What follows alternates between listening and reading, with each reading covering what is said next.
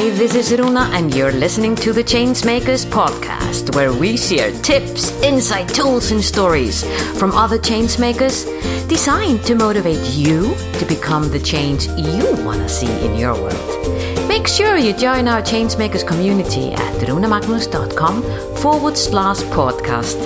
And now, this is your time to sit back, relax, and enjoy.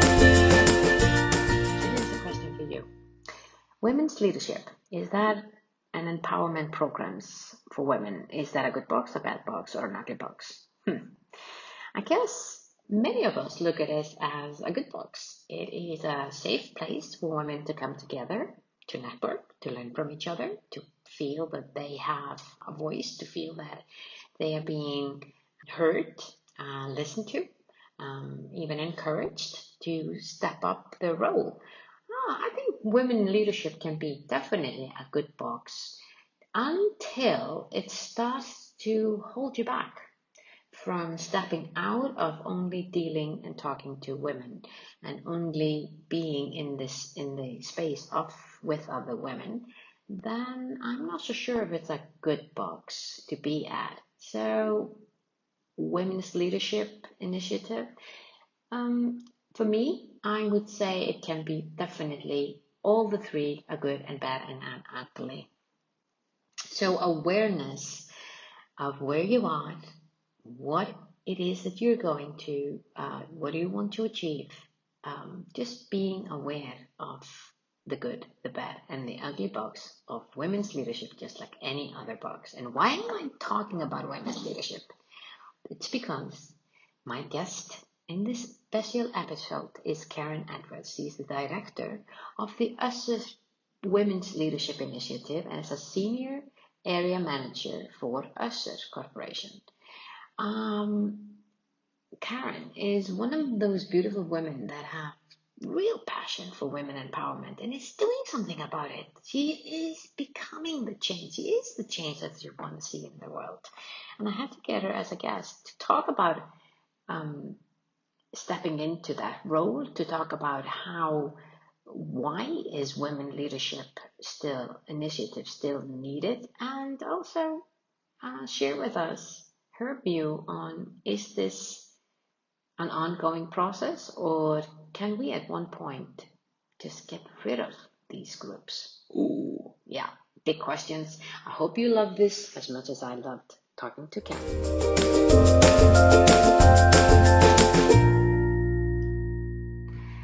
Karen, welcome to the Changemakers podcast. It's such an honor to have you as our guest.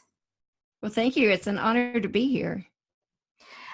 You know, when I was reaching out to you, asking you if that was a possibility to be a guest on our podcast, I was so inspired by the things that you've done for women's leadership and culture, building up an inclusive culture with Ossur. And as for our audience who don't know anything about Ossur, I mean, if you're in Iceland, yes, you do know what Ossur is, because we all know that company over here in Iceland. But maybe if you can give our audience outside of Iceland a little insight into Ossur and your role there. Sure. Ossur is a global manufacturer of orthotic devices such as back braces and knee braces, and also prosthetic devices such as feet and knees and microprocessor hands for people who have limb deficiencies. We are global. We sell all over the world. My role has been in the United States, and I've been a sales rep for about 8.5 years, and I cover the states of Arizona and Utah.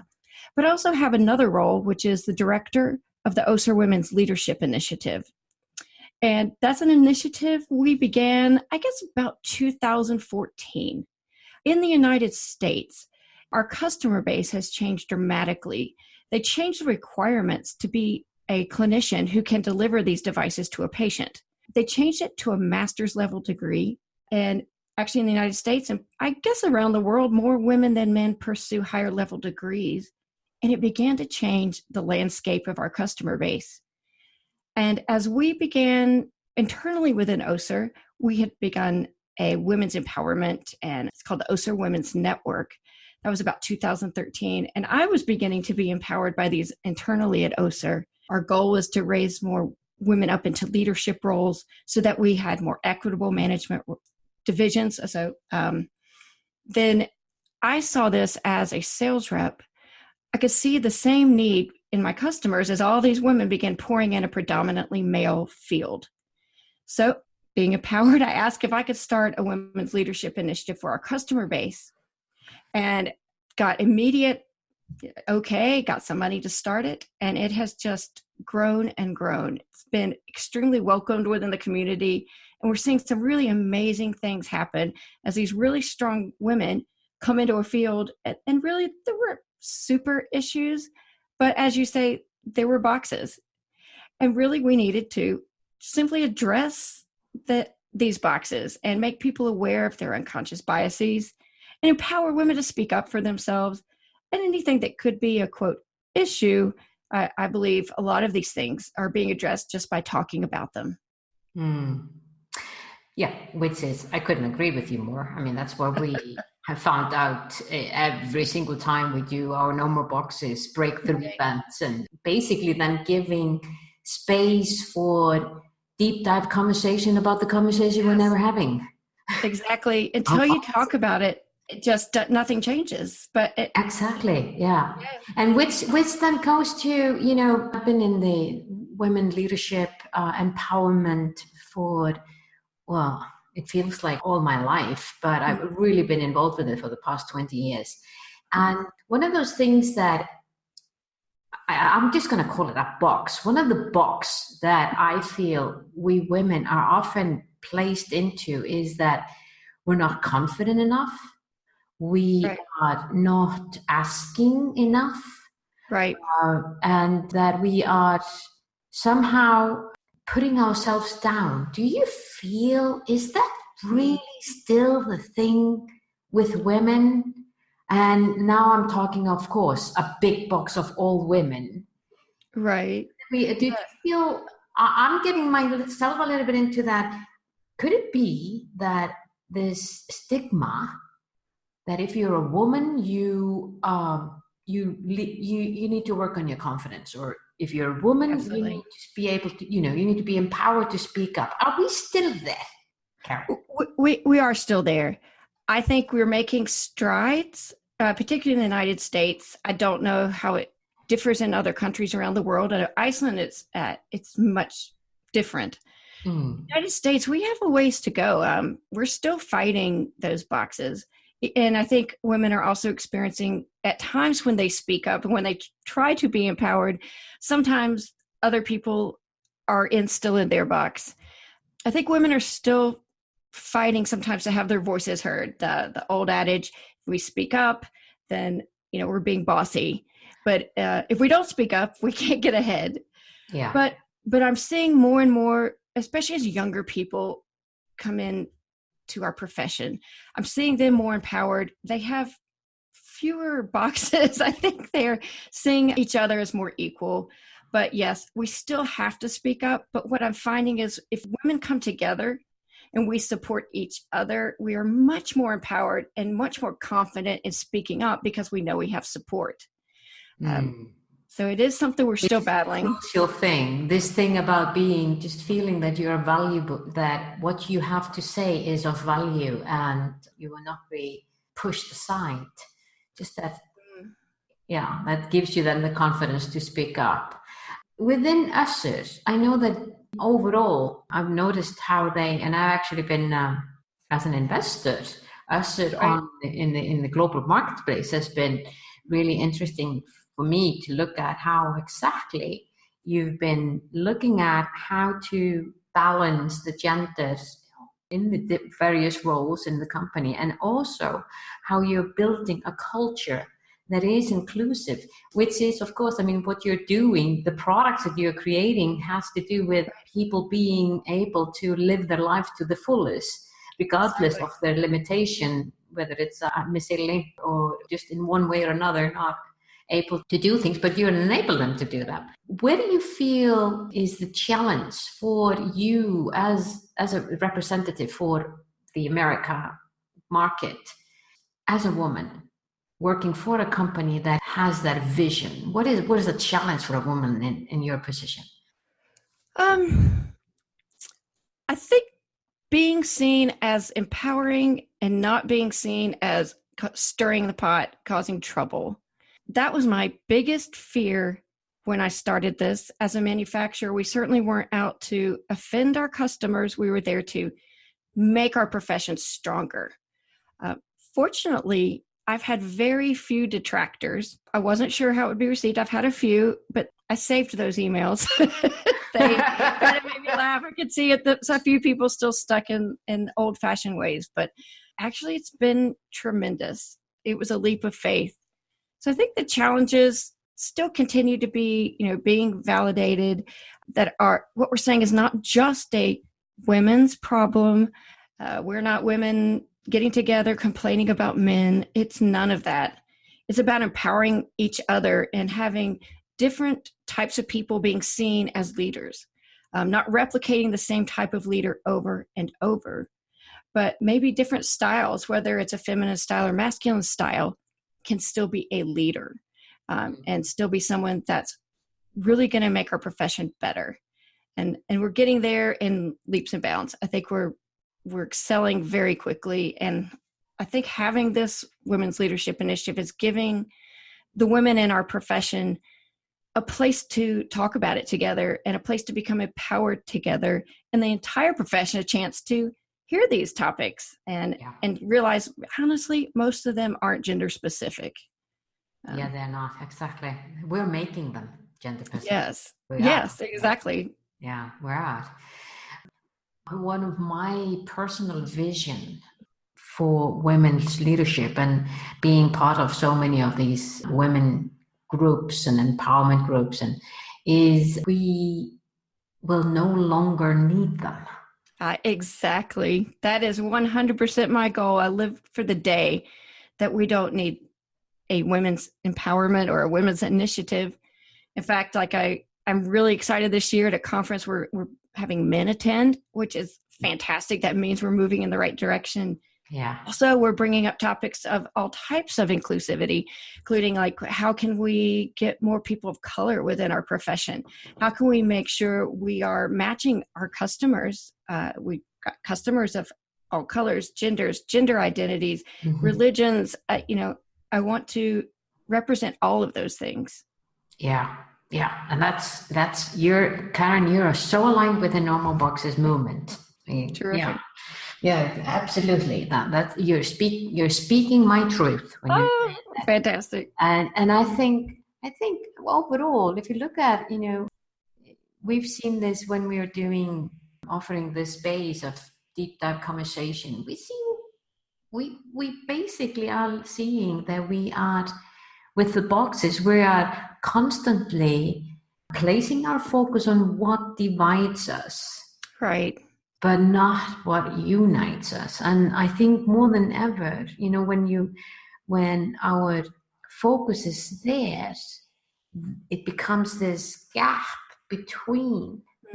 And in that gap between, that's where the arguments start. And it starts about something that is really not about the main thing. The main thing for me and what we're doing and what I can hear what you're doing is, the main thing is that people are valued for who they are and their expertise and how they come to the table, not because they're the different gender or different race or different background or whatever.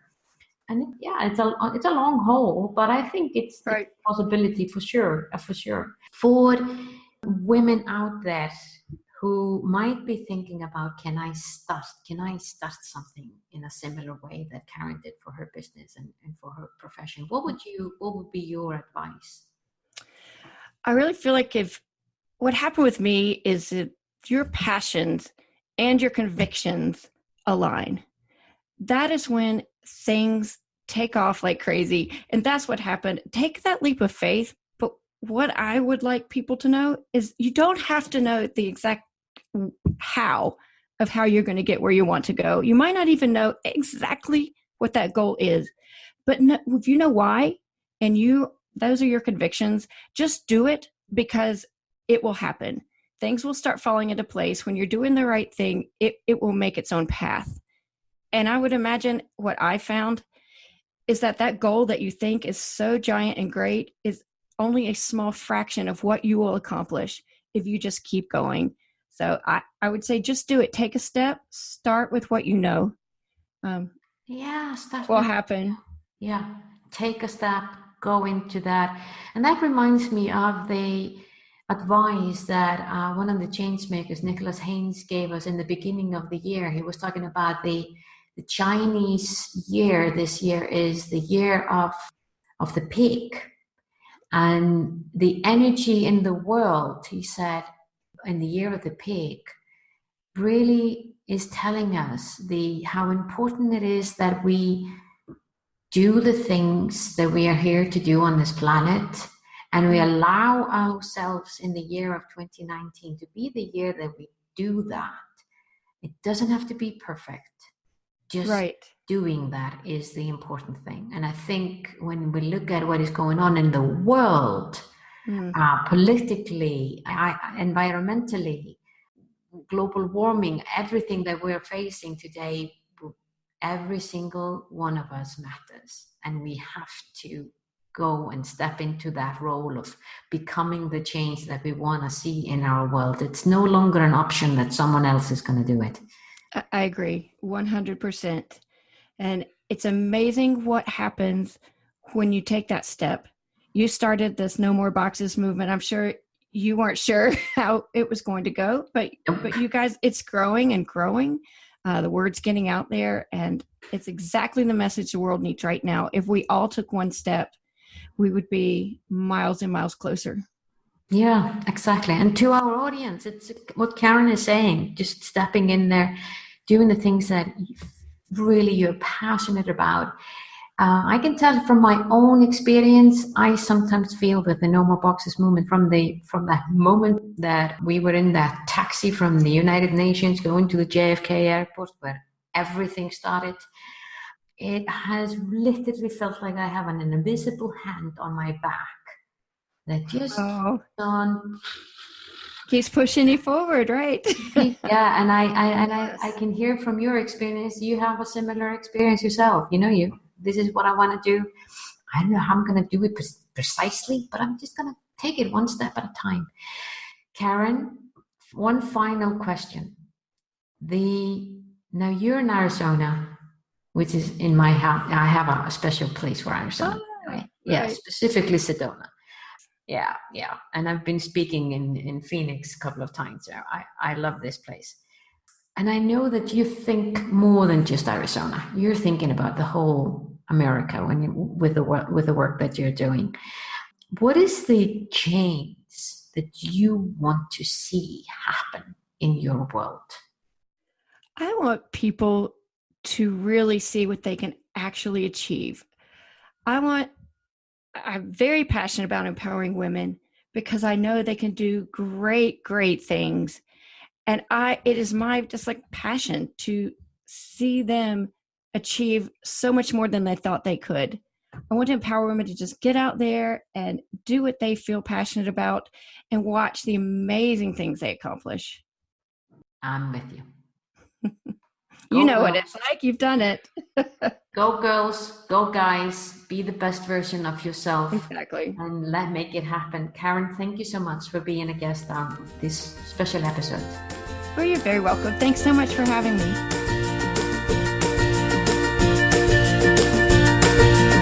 Was this podcast of value for you? I sure hope so. If so, feel free to share the love and give us your generous review on iTunes or Stitcher. And remember that you can always go to runemagnus.com to find out more about the Changemakers and how we can help you drive the change you want to see in your world.